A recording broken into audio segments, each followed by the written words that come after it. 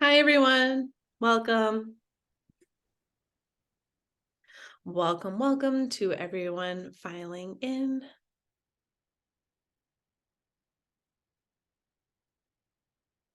As you are all joining, we would love to hear, or rather see, who is on this webinar. So if you can please introduce yourself via chat if you are comfortable doing so. We would love to know your name, what institution you are from, your role, and where you are in the world.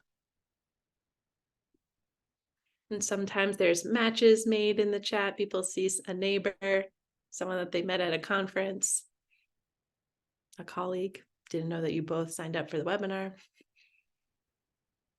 Awesome. Welcome, Wendy. We're going to give a minute more for people to file in before we get into the intros and the housekeeping. Nice to see you, Joy. Summer, Marjorie. Oh, Aaron, you guys are all filing. This is great. Joanna, Church. It's wonderful to see what type of institutions you are all representing because, insurance is important to a lot of different types of collections. So it's helpful to know your background, where you're all from.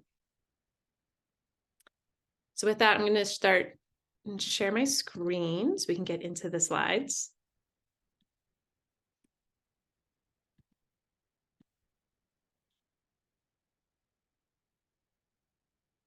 Okay, hello, everyone, and welcome to Artwork Archives webinar. Is your art collection properly insured?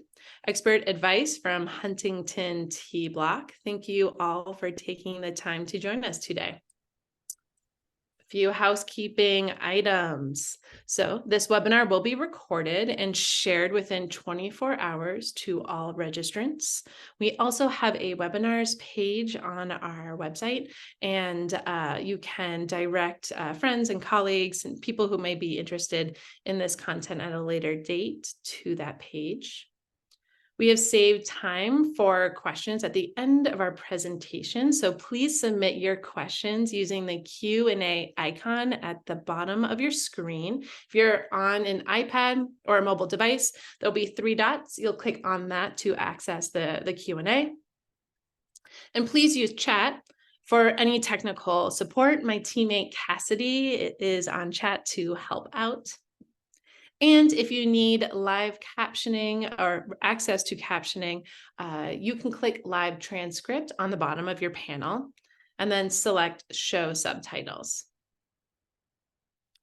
And at this time, I know you've all introduced yourself via chat, but we wanted to collectively get a sense of who is here, what type of institutions you represent. So Cassidy, if you could please release the poll, we're going to spend a minute to get a better sense of who you are, what type of organization are you from, your role, and how familiar you are with Artwork Archive. So if you could just please take a few seconds to complete this poll. This will help Adrienne, our incredible expert, to, have a sense of what examples and stories to tell, because she has a lot. All right, tick, tick, tick. I see them all coming in. We have a number of folks from an academic background, an academic institution, small museum, historical society, a foundation. Your role, directors are here, a lot of registrars and collections managers. That makes sense. And I see all of you that say that you wear a lot of hats. I have a public art background and nonprofit art centers. So thank you for taking the time and for juggling this as a piece of it. I see about 20% are private collectors, so that is good to know because we will be speaking to your use case as well. And, for those that are coming from institutions, hopefully it's helpful to hear how your donors and your patrons are thinking about this, and especially if they have any questions for you. Let's see. For those that are familiar with Artwork Archive, great. We have a lovely balance of people that are new to us, and those that are familiar and probably have seen me or heard my voice a lot from these webinars. So Adrienne, is this helpful? Are you able to see it all? Yeah, thank you so much. That was great. Thanks for taking the time to fill it out. I'm going to end the poll.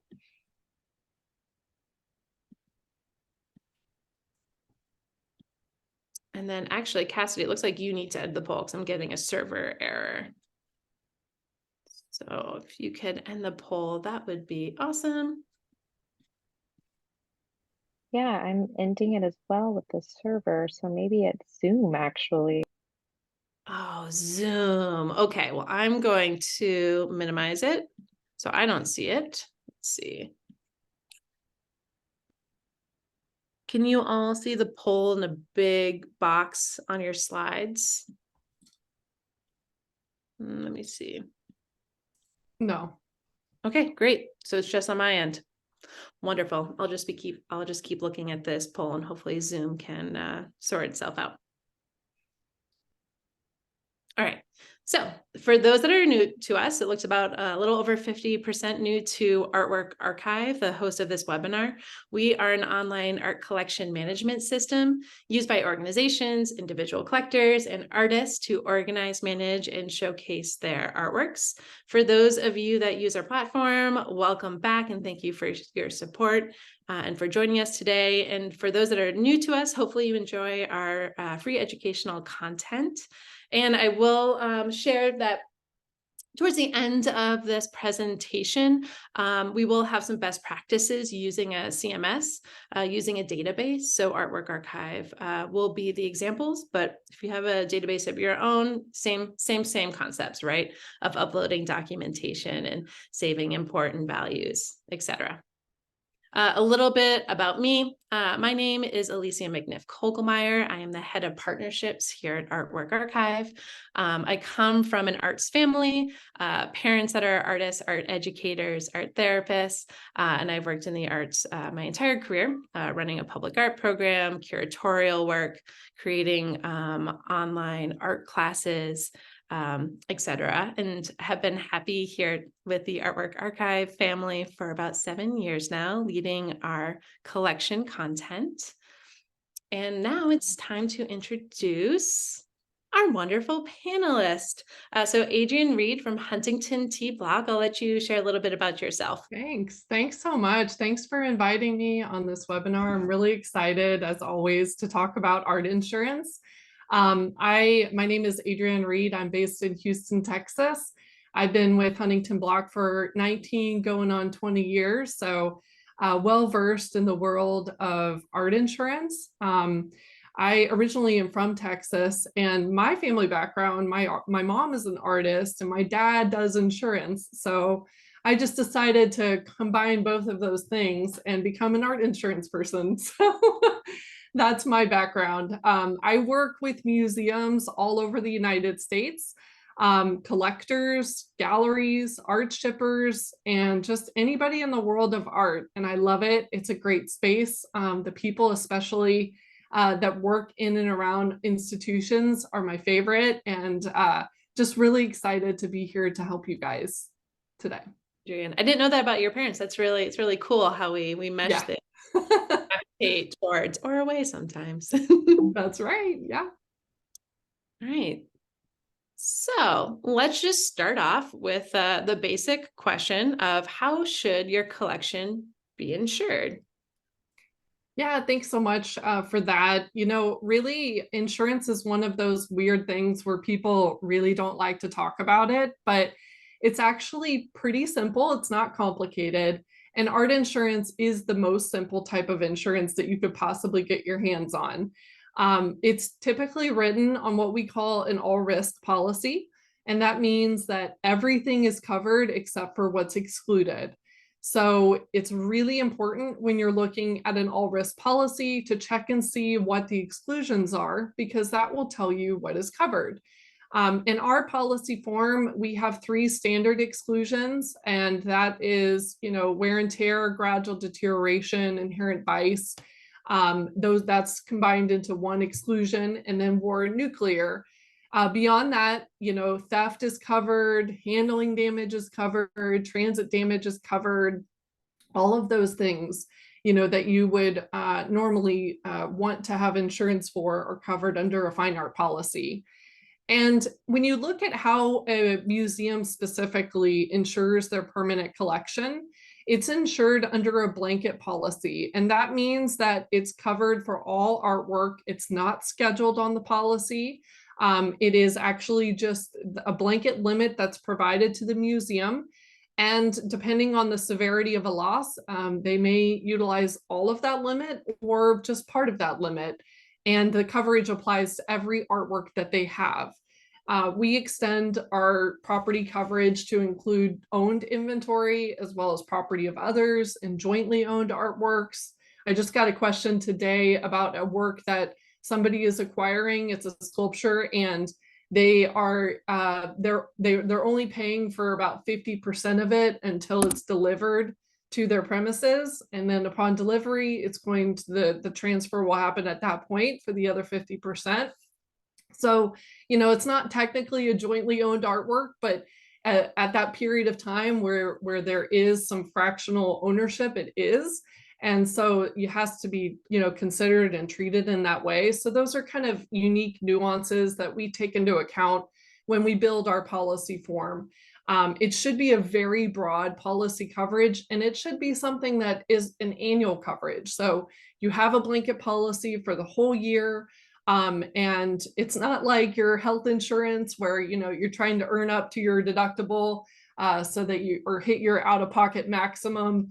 The policy limits are on an aggregate basis, and they reset themselves after every loss. So you technically, if you had a $300,000 limit, you could have a $300,000 fire one day, and then the next day have a $300,000 theft, and then the next day $300,000 tornado, and so on and so forth. The point is that the coverage applies on an aggregate basis.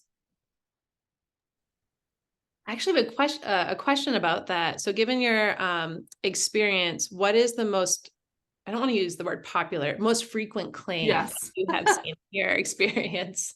Yeah, transit is definitely hands down the highest cause of loss. Anytime artwork is in transit, it's in risk, it's at risk. And so handling damage, transit damage, those are kind of coupled together because you're moving the things around. But if you think about, underwriters really look at two types of claims when they're sort of determining the risk exposure of a policy. And one is frequency, which, like we said, would be like transit damage. Like if you're constantly having FedEx transit claims, it becomes a problem. And then the other type of loss that they look at is severity. And that's something where, it's a hurricane damage or a catastrophic flood, that really just is over, it blows out a lot of the policy limits. Those are things that the underwriters also take into account and consider. But from a frequency standpoint, it's transit hands down all day, every day, unfortunately. That makes sense. And good to know when we get into the loans section of this. Yeah. And that's why when I do, training webinars for museums, we spend most of our time on loss control and loss prevention, talking about transit and handling, because those are just the things that come up all the time. And if you're actually a staff member of a museum or an institution, about 5 or 10 years ago, I did a session at the Texas Association of Museums, and we did a study on actually staff breaking artwork, and we called it Breaking Bad. And it was sort of a therapeutic session to say, what, things happen, staff break things. It's not okay, but you're not alone. And that's something to remind yourself of, that, we definitely see claims and losses of staff handling. So, don't think you're alone if that happens to you. Thanks for sharing that. That's good to know. Yeah. Now, when you get into how the valuation goes, when it comes to the permanent collection, the valuation should be along the lines of current market value at the time of loss. And so that means that it's not locked in on the values that are listed on your inventory. Those are really helpful, and they definitely help to determine what policy limit you might need. But if there's a claim, the insurance adjuster is going to first turn to you to ask for the inventory records that you have. And then depending on how recent or current they are or what changes have been happening in the art market, they would then reach out to a third-party appraiser who would determine the current market value at the time of loss. And that's the way that permanent collection objects would be valued if there's a claim. And then I actually have a follow-up question on that. For those that are new to terminology, what does current market value mean? Yeah, it's really retail replacement value. When you look at how appraisers do their different valuations, there's retail replacement value, which is the highest type of valuation. And then there's fair market value, which is a more indirect kind of situation that typically people use for their estate taxes to reduce their tax liability. But for the purposes of insurance, it should be retail replacement, which is current market value. Gotcha. And then are you done with this slide? Should I go on? Yeah, just to say that, it is helpful to have updated appraisals if you can. A lot of times institutions will ask me, oh gosh, do we have to get an updated appraisal on the entire collection? And the answer is no. That would be incredibly cost prohibitive for most institutions. But it is helpful to do a rolling evaluation. A lot of institutions, what they do is whenever something is called out on loan, they'll get an updated value at that point. And then they'll just keep an eye on the top highest valued objects so that they understand what policy limit the institution would be comfortable with. Because again, the values that are on the inventory, are a helpful guidepost, but you're not locked in on that for the purposes of insurance. So. And if valuation, for those on the webinar, if valuation and appraisals are new to you, or if you have further questions, I do have a resource slide at the end that includes some articles that we've written at Artwork Archive about values and appraisals.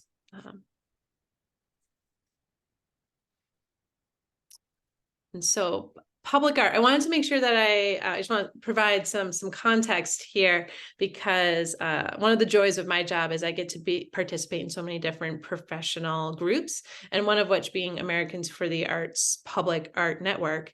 And funny enough, as Adrienne and I were talking about this webinar, I saw 2 questions pop up in the Public Art Network about insurance and insuring public art. And so one question was asking about insurance providers, for art installations, and asking if additional insured endorsements are allowed as part of that coverage. And then someone else asked, what riders and endorsements have you added, asking the other public art programs that address some of the specific issues with caring for public art. And what they said, which I love, is ranging from ketchup splatters, tagging, to HVAC failures.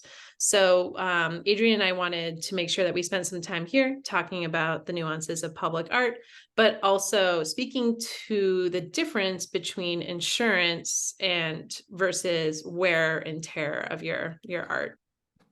Yeah, it's such an interesting topic. I mean, I think that public art is just becoming more and more relevant especially as monuments sort of fade into the background of our cultural landscape, and more installation artwork is being added to cities to help attract, other new developments and things like that.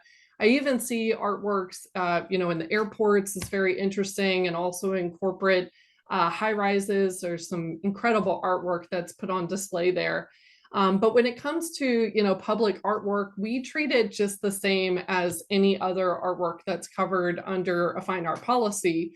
It's no different. It's owned, by the insured, and it's covered under the all risk policy. It's covered under the blanket policy. The only differentiator might be that there might be a higher deductible that is applied to outdoor sculptures. And that really is taking into account the ordinary wear and tear aspect of objects, and also the increased susceptibility to vandalism and, just sort of graffiti action that really should just be handled on an ongoing maintenance type schedule. Wear and tear, just the general deterioration of a public artwork or an outdoor sculpture would just not be covered. That's an exclusion. But if you have something that gets tagged or, ketchup splattered onto it, what really should be done is essentially having like a bucket budget if you can. I know it's tough, budgeting is hard right now, but to be able to have that fund sort of set aside to be able to address those things on an ongoing basis, because the insurance is really there for losses that go above and beyond what is expected, things that are really, really unexpected. Like we've had situations where cars ram into sculptures, drivers go off the road and hit sculptures. That's definitely something that you want to put in, a claim on your insurance for, to get the piece either restored or, if it's total loss. But that's sort of the differentiation, I would say, when it comes to public art. And I don't know if maybe you had some other follow-up questions about that you'd like to touch on. Yeah, so I don't, but for those that have identified being in the public art field, definitely please enter your questions within Q&A and we can get to them at the end of the presentation. I also wanted to just follow up on what you just shared within public art. I have 2 screenshots here from one of our clients, Arts New Orleans, just to be fun and show, the different types of public art that are out and about. But also I wanted to stress the importance of that maintenance tracking and being making the case for a line item in your budget for maintenance and conservation. And I hosted a webinar, I think now it's 2 years ago, with Stanford Children's Health and For Culture Public Art. So if you're interested in maintenance and conservation tracking for your collection, highly recommend that recording that's on our webinars page. And then Cassidy, if you could link to it in the chat, that would be really, really cool. And I was also just thinking, you mentioned cars driving into sculptures. On Instagram recently, I saw, a car that drove into a gallery, right, and crushed into the wall. Yeah, I saw that. Yeah. So whether it be within a public space or, behind a storefront, it happens. Great. Yeah. And so for those that identified as private collectors, wanted to speak to you as well. Yeah. And I really love collectors because they have such a passion for their collection. And I love hearing the stories of how they, got into it and how their collection has evolved over the years. It's just fascinating. We've, Huntington Block, we insure thousands of art collectors across the United States. So from very small collections, just starting off, emerging collectors, to very, very significant collections. So don't think, if you're a smaller collector, don't think you're too small for art insurance, because it is definitely a specialized coverage that any art collector could use. And one question that I get the most frequent, is at what point, should I have it under my homeowner's insurance versus buying a separate art insurance policy for? And the answer really is that, once it gets beyond the point of your homeowner insurer potentially raising issues or having problems with insuring the artwork, that can be a tipping point to be able to move over to a separate standalone fine art insurance policy. You can also gauge it based off of the price of your house, your residence.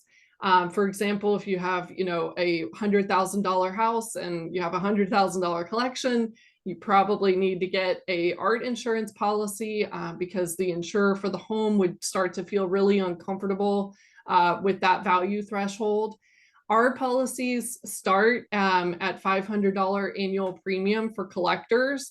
And typically that can range anywhere between $100,000 to $300,000 of coverage on the low end. So, it is a lower threshold. And the benefit is that the policy coverage is extremely broad. It is, again, that all risk policy, and it's blanket. We offer 2 options, and that's blanket and scheduled, but 80% of our collectors insure on a blanket basis. So that means that you're insured for current market value of the items in your collection that you own. And then anything new that you acquire, you're automatically covered under the policy. Another big question that we get is how often should you get it reappraised? And the typical answer is every 3 to 5 years, but that can vary depending on the type of collection that you have. If it's something that, you know, is we're seeing, you know, movements, larger swings in the art market, then you may want to get more frequent appraisals. But if it's something that has, you know, like a work on paper or something of a well-established artist, maybe those aren't going to be changing in value as much.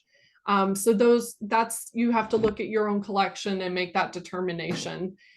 Typically, when it comes to documentation, we would expect a collector to have a inventory, and that can be in the form of a spreadsheet on a very basic level, or, you know, documentation using Word or something like that. And then copies of the invoices and copies of the appraisals that you have. Now, you should look into getting something, and I know we'll talk about this later, but you know, something that is backed in the cloud and available to, you know, use in the case of a catastrophic loss. But in all cases, you should have an inventory and documentation to support those values. Great. Teeing us up for a few slides to go. Okay. So I think we talked about like permanent collections, but then we also wanted to speak to loans and how those should be insured. This was a very popular topic. I went to the New England Museum Association conference a number of years ago, and a lot of questions about this. So I wanted to make sure that we brought it to the table. Yeah, I mean, this is kind of where the world of museums and collectors collide, right? Because you have collectors that are loaning to museums, and a lot of times this is when the topic of insurance comes up. You know, that they need to understand what the museum's insurance coverage is for, what they're liable for, and getting that documentation to prove that. So, you know, lending activity is extremely important. And it is a very important topic in terms of reviewing how the insurance responsibility works. When it comes to the museum itself and, you know, how it covers loans that come into its institution, it should be on that same all risk fine art insurance policy with the blanket coverage. So most museums right now, they have one policy limit, one premises limit that applies to their temporary loans and their permanent collection in a catastrophic loss. And so it's one bucket that essentially they're pulling from in the event of a catastrophic loss. Now, as a bailee of your property at their museum, and they've promised to you on the loan agreement that they will insure it, if there was a catastrophic loss, they would then be making you whole before they make themselves whole, if that makes sense. So it's not like you're going to be, you know, they're going to settle the claims to their own permanent collection before they settle the claims on the loans. It will be the lenders first, because that's their financial obligation based off of the terms of the loan agreement. Which brings up a very important point, and that is the loan agreement. What does it say? Because our policy coverage follows the insurance responsibility and valuation terms that are laid out on the loan agreement. So that agreed value that's put on that form, that's the value that's insured under our policy for temporary loans. So number one, it's really important that there be a value. That just helps to avoid any misunderstandings or confusion after a loss. If there's a value listed, it should be stated and agreed. And then two, you know, that those values are updated if need be, you know, on a basis of, gosh, you know, the auctions just happened, this work has escalated in value, I need to update this value with the museum's insurance. And it should be covered, generally speaking, on a wall-to-wall basis. And that really is from the moment the artwork is removed from its normal spot until it's returned back to the lender. Now, depending on what that looks like from the transit perspective, you may need to adjust that insurance responsibility. So for example, let's say you have a lender that really just wants to FedEx a piece to you, and they're going to pack it, they're going to FedEx it. You don't want to then be on the hook for that incoming transit responsibility, because you don't have any control over how it's packed or how it's shipped.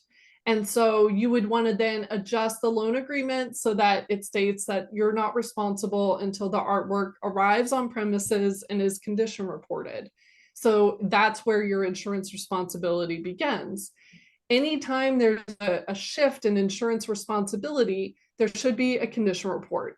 And that is basically, condition report to condition report, is helps to understand the insurance responsibility and establish whether a damage is pre-existing or something that happened during the course of transit.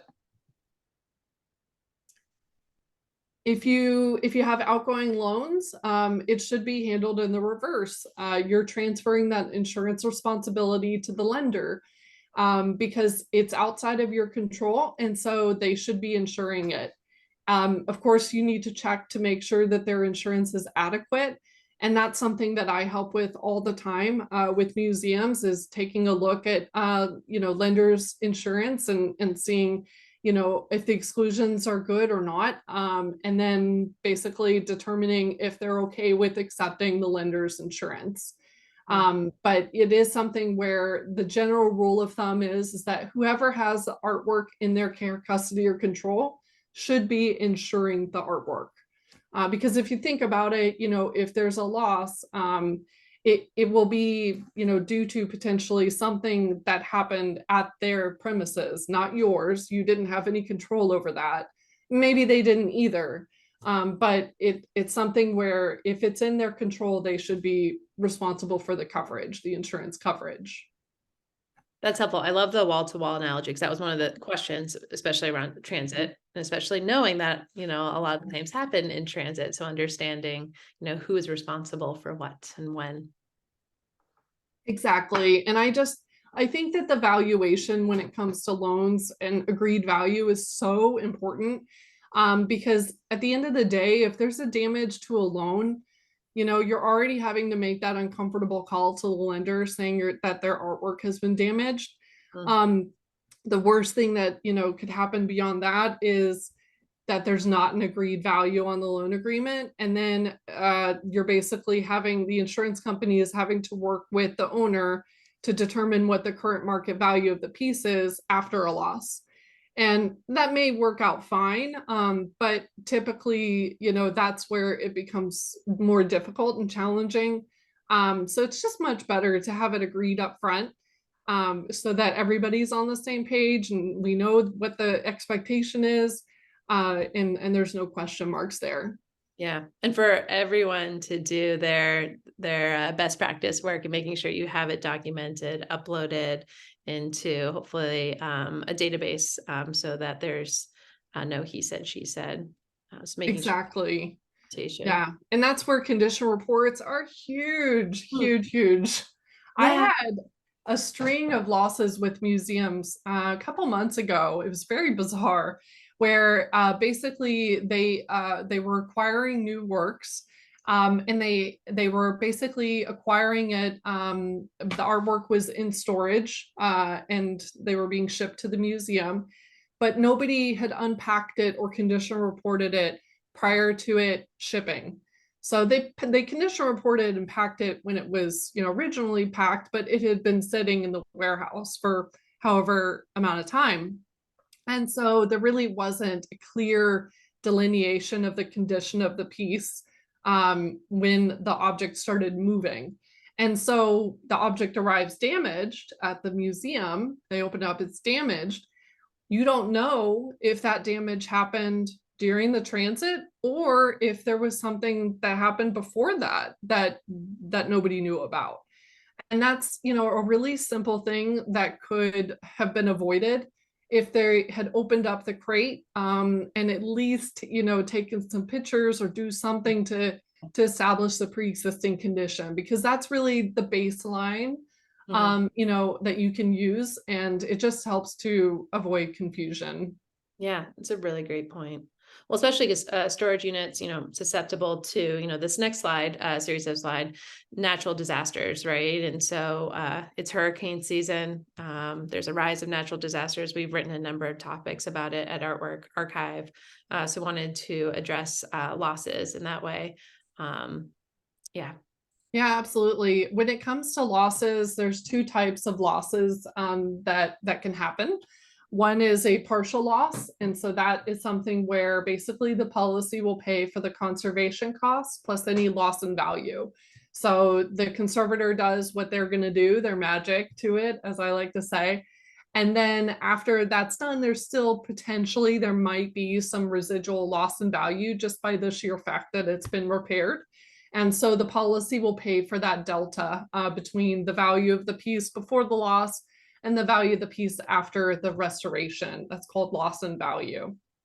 The conservator is chosen in coordination, consultation between the insurance adjuster, who's really like the quarterback or investigator of the loss, and the insured. So they're not just going to pick some random conservator to conserve the artwork. It's in the insurance company's very best interest that the conservator is experienced with that type of artwork, perhaps has a specialty in that line, that particular artist, etc., so that the conservation can be as successful as possible. The valuation after the fact is determined by a third-party appraiser. So again, you're looking at basically getting an appraisal post-loss to determine what the loss in value might be.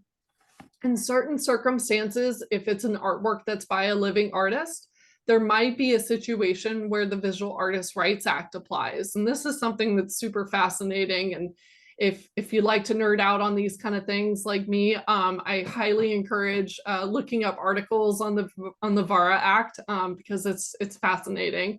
Artists have inalienable rights in certain circumstances to basically determine whether something is a total loss or not. And we've had claims where, it's not a bad damage. It's a pretty insignificant damage to a piece. But because it was by a living artist and the VARA Acts applied, it was deemed to be a total loss because they made that determination. And so at that point in time, if it is a total loss, the object, or what we call salvage, then becomes property of the insurance company, and you're paid the total value of the piece. And so that's how it works with the total loss. So you have partial loss and total loss.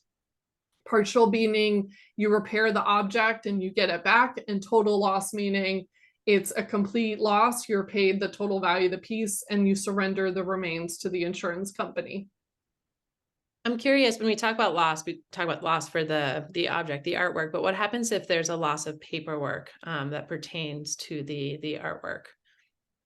What do you mean? I'm referencing the conversation we had in which you said that when you work with a lot of smaller history museums, when their paperwork is destroyed from a natural disaster and all the work that is generated post-loss because of that.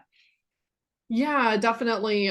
If it's a situation where an institution doesn't have documentation of their collection, perhaps, or their documentation was destroyed in said occurrence, said incident, then they're really stuck with a situation where they're having to prove ownership of things that they can't prove ownership of, right? And that becomes complicated. The insurance company will basically work with you to, figure out as best as possible what was lost, what was destroyed. And in certain circumstances, if it's a catastrophic loss, and depending on the limit on the policy, they may just end up writing a check for the total policy limit and, moving on, because the cost of, recreating everything, all the records and figuring all that out may be more. They basically make a financial judgment call, a financial decision, and they will never pay more than what the policy limit is. And Mhm. so if it's a circumstance where they feel like it would be best to just pay that, then they will. But most of the time, an institution should hopefully have their inventory on some sort of backup cloud service, or a collection management system that is able to, provide the records after the loss and kind of go from there.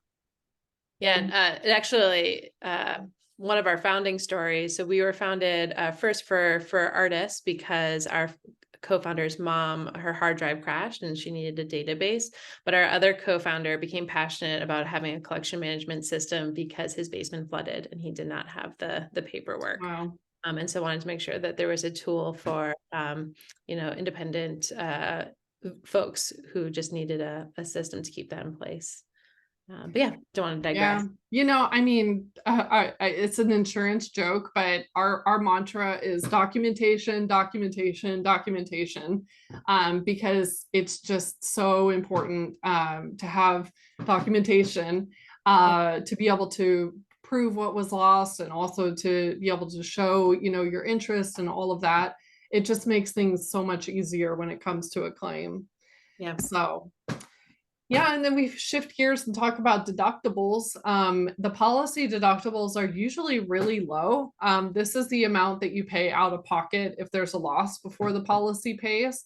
A museum collection policy, typically the deductible is like $1,000. In some circumstances, it's even zero.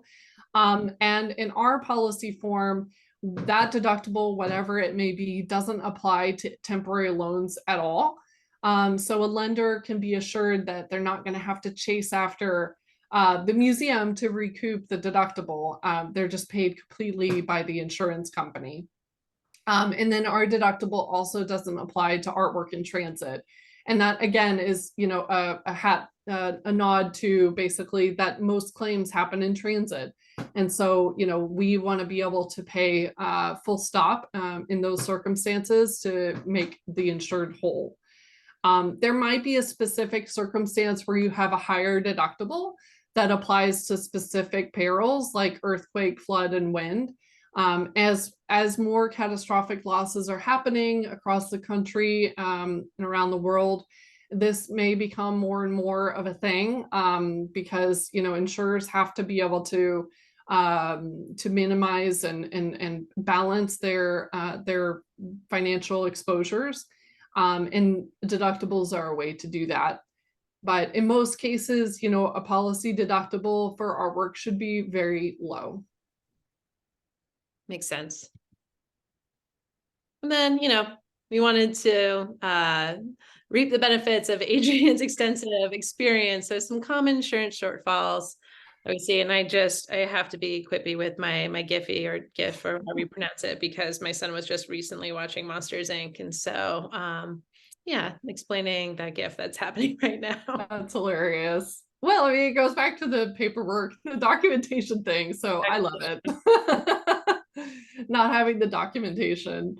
Some circumstances, if a museum or a gallery or it might have just general insurance. I kind of had a horror story from an artist just actually this past week where they sent artwork to a gallery, and the gallery provided them with a loan agreement or the consignment agreement, and it said on there that it would have fine art insurance. They provided a certificate of insurance to the artist. The artist did, great. Everything's great. Then the artwork gets damaged and they're having to file a claim. Well, come to find out that the certificate of insurance that was provided to the artist was actually for a general liability policy. General liability is insurance coverage that applies for, like, if someone sues you, if they trip or fall in your space and they sue you, or you damage their property, someone sues you. It doesn't have to do with, it's not art insurance. It's very, very different.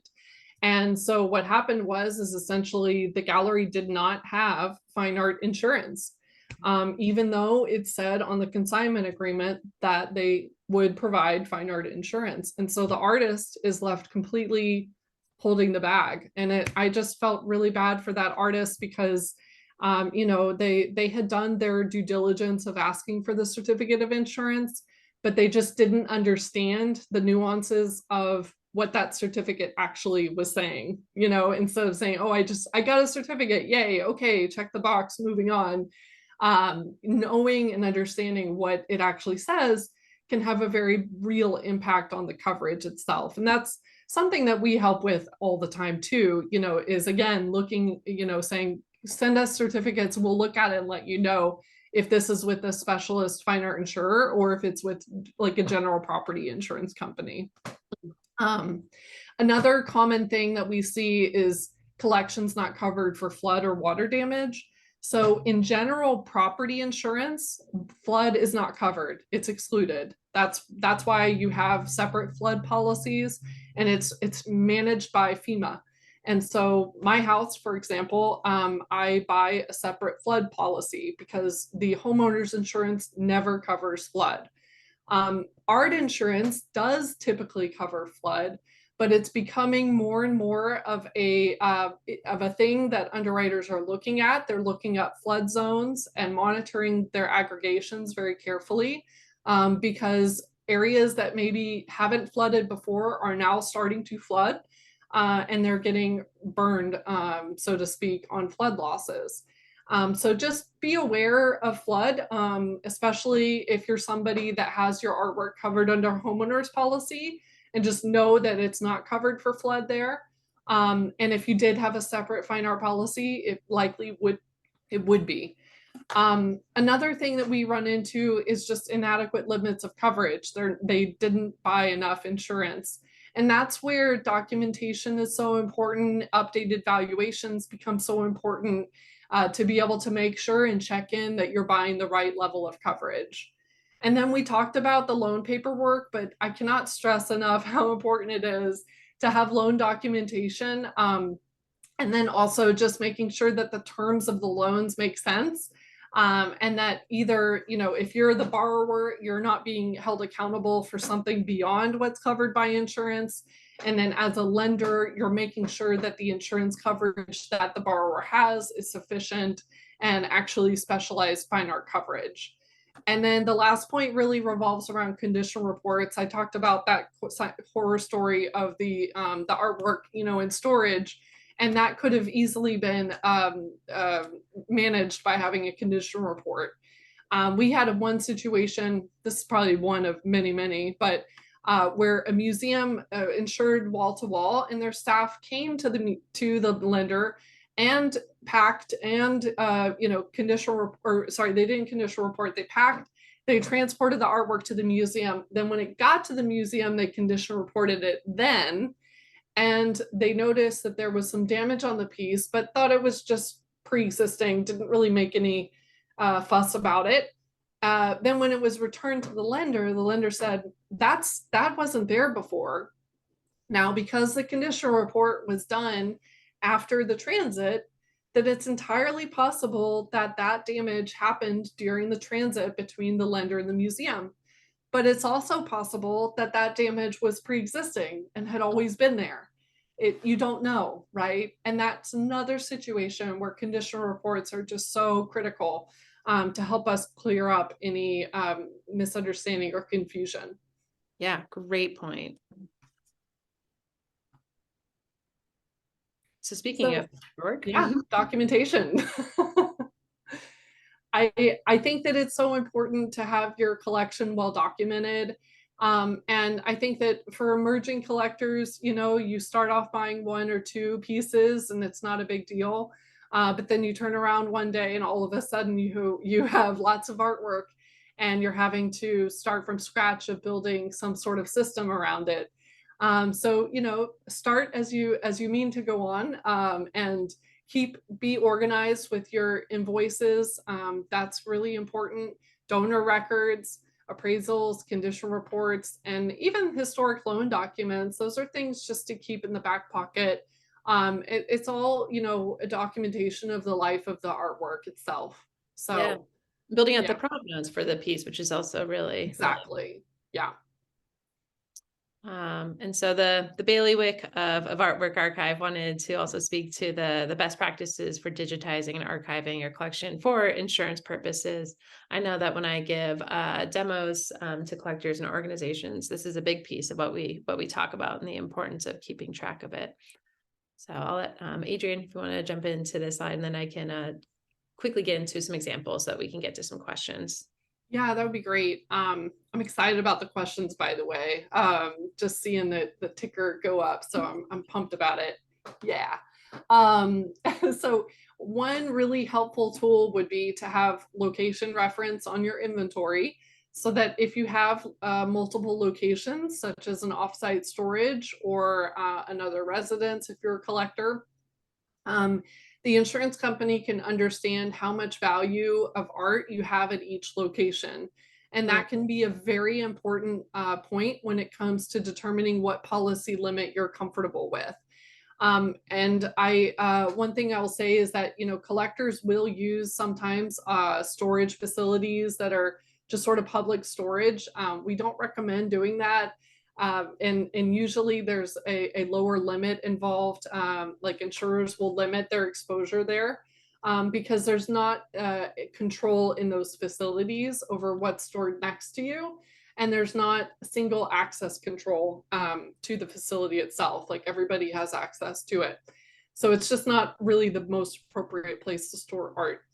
I just wanted to make that little comment on that while you pull up your demo. As I pull the storage facility example that we have. Yeah. I'm gonna change this. Yeah, and keep. I was gonna, to save time, I was gonna to share examples as you speak through the different bullets. So ability to run reports, highest valued artwork.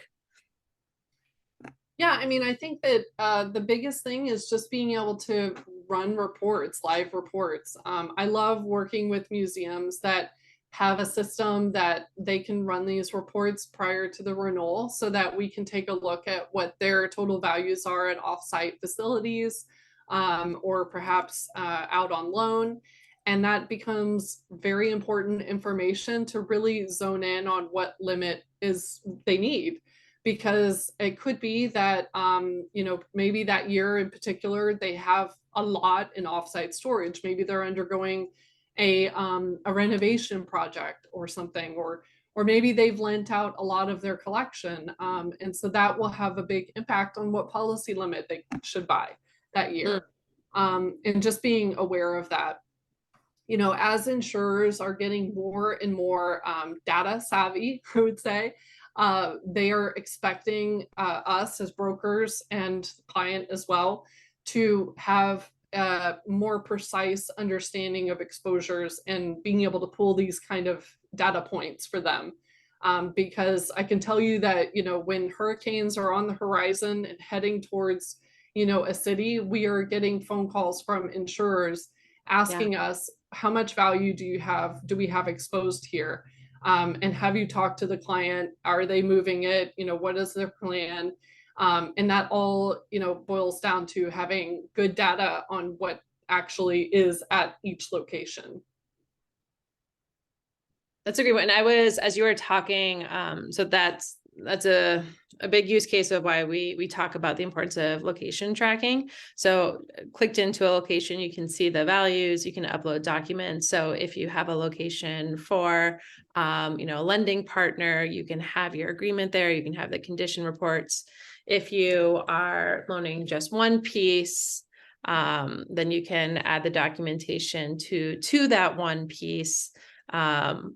Clicking into an object record, the importance of appraisal tracking, as you mentioned, if you're getting it done 3 to 5 years, you can also attach documents here as well.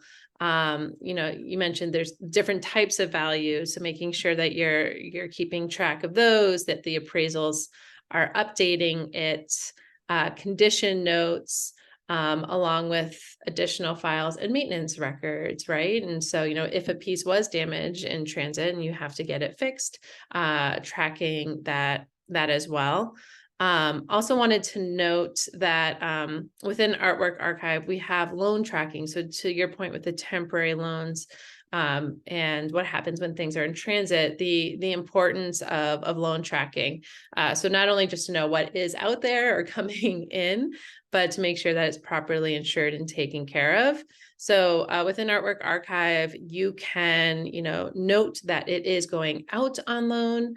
You also have the ability to mark that a piece is coming in on loan. So if you are an institution, I can click into the edit piece, and we have an acquisition details spot so that you can keep track of if the work was loaned in and the value. Hey, right there.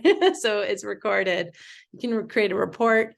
And then also the importance of keeping track of those contacts as well. And so, keeping track of your storage and creating your shippers, but then also, I have Jack here. He's a donor, he's a collector. He loves to loan out pieces. And so, you keep track of a lot of information about him. You can see what pieces he has donated. And then you can also track, the loan agreements with him as an individual here in additional files. So that's just like a little, snapshot of how you can keep track of all the best practices that Adrienne was sharing within Artwork Archive or whatever database you're using, making sure that you are uploading documents, keeping those appraisals up to date, doing the condition reports, uploading them, reporting out. You can share all of this. You can share private rooms of your works and their condition beforehand and after. And so wanted to make sure, oops, I just stopped my screen share here. I wanted to make sure we had time for questions. Sorry for the clicking around. Let's get back in. So this was and we had one more slide for actionable nuggets. So you're nodding along, this all sounds good. Adrienne just wanted to make sure we took a little bit of time of how to get started. What should you do? Yeah, for a collector, the biggest thing is just knowing what you have and having an inventory. And so that speaks to a lot of what you're talking about. We require a completed application, which is a very simple 2-page document. If it's a museum, we would expect there to be a facility report available to be able to provide. Then we don't ask for your complete inventory. If you're a museum, we wouldn't expect you to provide that to us. We just ask for a list of the top 10 highest valued objects. And that basically gives underwriters an understanding of the spread of values across the collection. Of course, on the application, you would indicate what the total value of the collection is, but we're not asking you to send us 300 pages of your inventory to us. And then, your upcoming exhibition schedule, what's on the forecast in terms of incoming and outgoing loans. And then if you have any offsite storage facilities or other locations that you have exposure at. So pretty simple. But yeah, to your point, I just wanted to make sure to put that out there because it feel a little daunting thinking about, getting an art insurance policy, but it actually is not a whole lot that needs to be done. And it is definitely far superior coverage that you would want to have for your art collection. Well, and speaking of daunting, with so many resources. Yeah, this is a lot of resources. Who has time to read all this? Well, luckily the Artwork Archive articles are pretty brief. And so as we know, there were many things we were talking about: valuation, appraisals, natural disasters, inventory. And so, as we were putting this presentation together, I realized that between Huntington T block, the top 3 that you shared, Adrienne, and the articles, and this is just a snapshot of our blog. So if you sign up for our newsletter, you'll get our new articles every week, announcements of our webinars that we host. And I will send out these slides along with the recording. I saw a question about the recording. And so you'll be able to click into those hyperlinked articles. And just began every webinar before Q&A, saying that, we're here to work with collectors and organizations of all types. We have video tutorials about a lot of what we covered, making sure you're prepared for your insurance claims. I want to make sure now that we are at time, it is 1 o'clock Mountain Time. I'm based in Denver, but if Adrienne, if we could keep you for like 10 more minutes to answer some questions. Sorry, Yes. we ran over everybody. So if you have to go, the recording will have the questions, but let me go in. As we saw the ticker. Yeah. Do you want me to, I have it pulled up, so I can start running through them. Why don't you? Yeah, because you know which Yeah. ones will take little Yeah. time. Yeah, wonderful. Yeah. So the first question is about high-end homeowners coverage like AIG. Those definitely are really good options when it comes to insuring your art collection. We don't use them like AIG and Chubb because we at Huntington Block have written our own proprietary policy forms that they won't use because they have their own policy forms. So our policy form is always broader. It is broader than those, and so that's why we just don't use them as markets. It's not to say that it's not sufficient. Those markets can provide really good coverage, but we just don't use it because it's not as broad as our policy form that we use. Yeah, in terms of valuation and what's acceptable, it really depends on the value of the artwork, and also what the appraisal looks like. I would just suggest reaching out to your broker to discuss, what you have and coming to see if those values make sense or not. So we talked about storage, offsite storage, just making sure if there's a way to, have controlled access to things is really important. So depending on what storage facility you might be using, there may or may not be an availability of having really controlled access to the space. When it comes to fire protection, like our opinion is that, if people ask, is a dry pipe system better than a wet pipe system when it comes to fire suppression? And our opinion is, any of those is good. Just have a fire suppression system. If you don't have that, that can also be fine. It's not great, but there are historic properties that just can't have sprinklers, and that's completely fine. But you just want to be able to have some detection so that if there is a fire, that they're monitoring and notifying the fire department. So if you loaned artwork to a museum, they provide coverage. They should definitely be providing the coverage to your loan, like we talked about. Terrorism is a separate coverage, generally speaking. For private collectors, it typically is included in your policy, but for museums, it's an optional coverage. And lenders sometimes do request it. And so you have to monitor that if you're a museum to understand how many lenders, have specifically asked for that coverage versus not. Should a collector have a third-party appraisal on important pieces? Oh yeah, absolutely.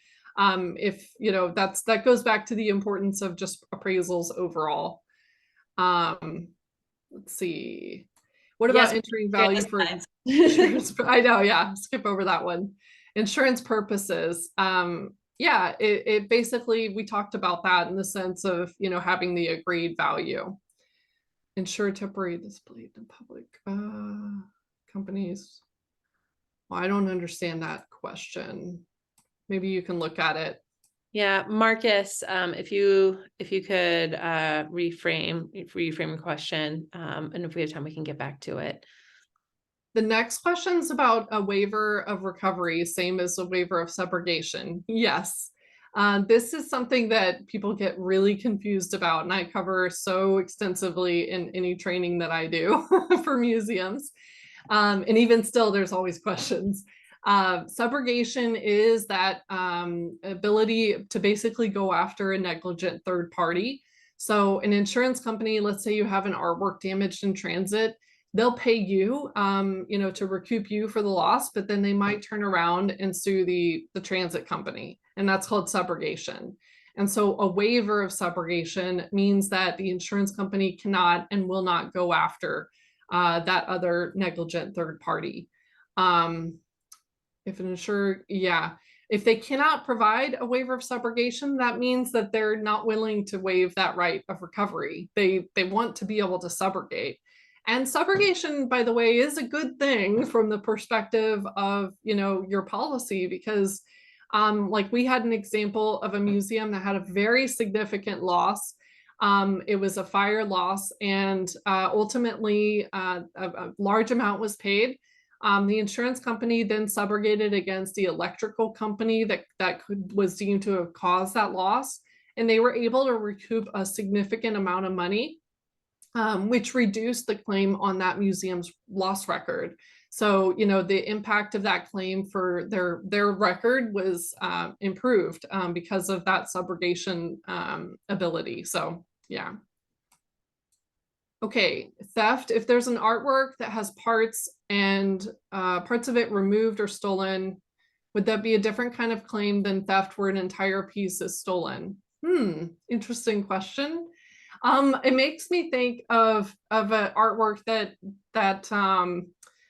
a museum had that the registrar called me, and I think it was like little marbles that were attached to the wall, and there were like 100 of them, and somebody had stolen like one of the marbles. The piece was fine. It's just they thought, I'd put this in my pocket as a nice little souvenir, right? And in those circumstances, it obviously the insurance company is in the interest of settling the claim as best as possible, and that can mean different things depending on the artwork itself. If the artist is able to recreate, another component to replace it, great. But if they aren't, then how integral is that piece and is that part into the whole of the piece? We do have a clause on our policy called pairs and sets. Basically says that if an object is a part of a pair or set, then loss to part of a piece of the pair or set is the whole value of the piece is contemplated when it comes to settling the claim, the loss. So I think hopefully that answers your question in that scenario. Let's see, work in corporate collections and keep a current and replace. So corporate clients keep both a current market appraisal and a replacement value appraisal. Those should be one and the same. There should not be any differentiation there on the valuation between current market value and replacement value. So for a collection that's self-insured by a government entity, what are the main differences between this and private insurance? Well, yeah, for the government entity, it's self-insured. That means they don't have insurance. The government is paying for it. That's like the case with U.S. indemnity, for example, which is written on the behalf of the people of the United States, right? And that means that there is not a private insurer behind it. It's backed by the United States people. So I hope that answers your question when it comes to the differences between government and private. Private, if an insurance company fails, like if they go bankrupt, if they're an admitted company within that state, the state will actually they will backstop the insurance company and make you whole. So that's a real clear benefit and differentiator between like a private insurer and somebody that's admitted versus maybe an insurance company that's not admitted. So I love this question. It says, I understand probable maximum loss PML is key to determine level of insurance to carry. Any advice on determining PML? So I love it because in 2 weeks, I'll be speaking on this exact topic at the Association of Registrars and Collection Specialists Conference in Montreal. We did a study on how museums actually, determine the policy limit and what PML looks like across the over 1,000 museums that Huntington Block insures, which is a large data set of museums across the United States. And I guess I'll give you a spoiler and just say, you know, it's very dependent on the institution, what the physical you know, building looks like, what the distribution of value within the collection looks like. All, like, there's a ton of factors that you can look at to determine what PML is. One of them might just even be what's your budget, you know, and each museum will make that determination on their own. But it's essentially like a worst case scenario, assuming that, you know, the sprinkler system does what it's supposed to do, the fire department responds when they're supposed to respond. What would a catastrophic loss look like? Not just, you know, the entire museum blowing up all at once kind of thing. If a public art collection is self-insured by a government entity, what are the process for making claim due to theft? I don't know, that would depend on the government entity itself. You would need to contact your risk management department to determine you know, what that looks like, what that claim process looks like. But you might ask them if they do have fine art insurance, because we insure a lot of different city and municipalities, and have a fine art insurance policy for them, even though for their property insurance, or, you know, for property, they're self-insured. But they buy a specialized fine art policy. What level of vandalism would potentially trigger an insurance claim not covered? A threshold? Yeah, I mean, it would depend on the deductible. It's actually, there's no threshold.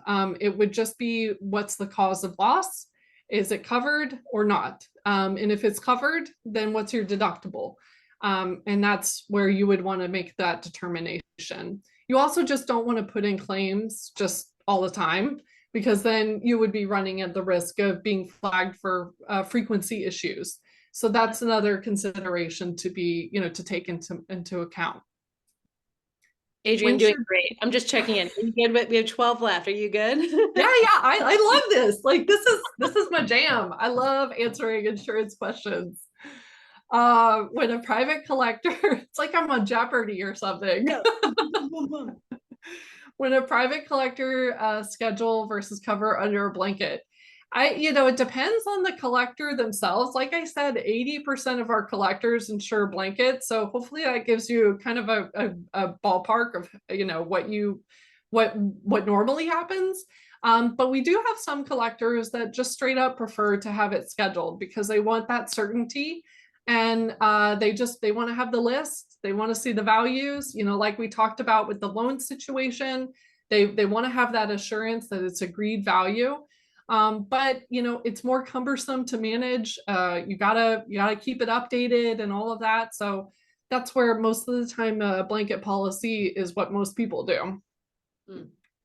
If an artwork needs an appraisal for insurance purposes, does the insurance company find or provide that service? If not, what sort of appraisal rating satisfies the insurance company? We don't provide that service. That would be a conflict of interest for us to do that. We actually don't even refer specific appraisers to people, but we do point them to the relevant appraiser associations. So the American Society of Appraisers, the AAA, ASA, ISA, all of those have, you know, a ability to search by genre and geographic territory to find an appraiser that makes sense. And we would expect that an appraiser would be certified or a member of one of those major associations. As a public art administrator, I had a very positive experience with an insurance claim for an exterior public art sculpture damaged by fire, but it took a very long time for the underwriters to identify art specialists to evaluate the claim. Is there anything that we can proactively ask the city's risk manager to include or address in the city's blanket policy to address future claims? Oh, that's a great question. I'd be just really curious on why it took so long to find the art specialist, and what type of coverage, who was this a specialized art policy? Because this is something that we kind of encounter all the time. And so unless it's a very nuanced, you know, art object, you know, they should be able to identify a specialist pretty easily. But what you might do just proactively is have that go-to list of, you know, what of the artworks that you have that are public, and who you would want to use if there was damage, just to have it, right out of the gate. And I will echo, we share that as a best practice within Artwork Archive. You can create contact groups and you can have tags as identifiers. So bronze versus kinetic or whatever it may be, to help find that information that you're tracking. That's great. So who sets the deductible? The insured does. They typically pick the deductible that they feel comfortable with. We can provide different deductible options to be able to show what the difference in premium is depending on what deductible you have. If you have a high deductible, then you might need to check with your insurance company and see, because it shouldn't be very high. Give me a call. I'll help you. That's kind of my best tip there.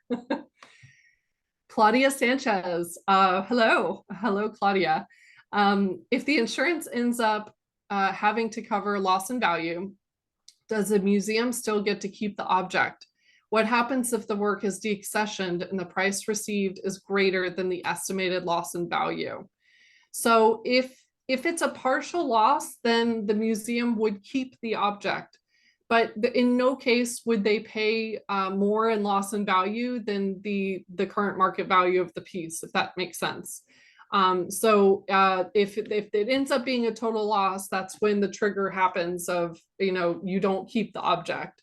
Now you can still buy it back from the insurance company, and they call that a salvage buyback. And they determine the value of the salvage, and then you essentially get a reduced claim settlement because you're going to keep the salvage for whatever reason. I hope that answers your question. For agreed value on loan agreements, what do you do if a museum or lender has overvalued their object as agreed value? Yeah, we cover this a lot in my training with museums, because registrars are not appraisers, and you're not expected to know what the current market value of things are. But at the same time, there could be a situation where a lender does put a value that's overly inflated. And the reality is that our policy follows the agreed value that's on the loan agreement. So if it's agreed, then that's what would be paid. That's the value that would be paid. But it can be problematic because then you have a greater loss on your loss record than otherwise you would have had. So if you see a situation where values are coming in for an exhibition, they're kind of teetering around the same range, and then you got an outlier, then you might just want to push back at them and say, hey, do you have an appraisal for this? Where is this value coming from? We're not seeing it in line, to be able to justify the valuation. A great point. Okay, I think this was regarding, she's asking about the example where the gallery didn't have insurance. Yeah, so the artist should absolutely go after the gallery, and it would be the gallery that's responsible because they didn't have insurance coverage. But the question is, how successful might that be, and whether it's worth the artist's time to essentially, go after the gallery. Ideally, I don't know how this situation will shake out, but ideally the gallery will do the right thing and just write a check, for the piece, even though they didn't have insurance coverage. So why is an insurance value higher than current market value? So the insurance value should be current market value. And that is basically retail replacement value. And that's higher than fair market value, because fair market value assumes that you're selling it in a state of duress and you have a limited scope of time to be able to sell or turn over the piece. Versus retail replacement, you have indefinite period of time to turn it over. It's a higher valuation method. And the reason why we use that one versus fair market value is so that you're compensated better. That you're compensated for the retail replacement of the piece. I wish I asked that question earlier. It's a very good one that we get a lot. So definitely. Thank you to whoever asked that. Yeah. Salvage loss. I have a $200,000 painting in Dubai Art Fair that was damaged by contractors building booths. Work was still wrapped from a prominent New York gallery and stayed that way until it returned to the official insurance rep to see a hole through the canvas. This was a gallery consignment to gallery, and we happened to have the same insurance company. Mine was just a temporary rider wall to wall for the art fair. Everyone got paid out for the loss. Art gallery demanded work to be destroyed and was agreed to. About 10 years later, the work shows up in a European Sotheby's minor auction for $10,000. Oh, that's terrible. The rip was repaired and the painting was paperboard backed, so the campus repair wasn't evident. What does the insurance company do with total loss or salvage? So yeah, if a total loss is paid, you're not like, you're supposed to destroy the artwork. It's kind of like your car insurance. If you get paid, for a total hail damage, it's a total loss. Like, that's the point of it. You're not supposed to keep the object and then be able to sell it later down the road. Yeah. That's not legit. What does the insurance company do with the salvage? In some cases, they destroy it. In some cases, they keep it and perhaps try to sell it later, to recoup their their exposure. In other cases, it's actually hanging in their offices. Insurance companies that specialize in art will have some really weird, bizarre pieces hanging on their wall. And it's damaged art that still has some value, like from an aesthetic perspective, but it was a total loss. So kind of interesting. I want to go for an office tour. I know, yeah. Our policy covers each listed piece and pays 155% of the appraised value. Is that sufficient? So that is a situation where you're kind of having this sort of hybrid of a scheduled policy, current market value policy, because it's basically saying we're going to pay agreed value, but if the value is higher, then we'll pay up to 150% of that scheduled value. So it's kind of trying to protect you from the upside potential of the value going up. The problem with that is that is the cap. And we don't have that on our policy forms. There is no cap. There is no 150%, 155% max that's paid out. It's just current market value. So hope that answers that question.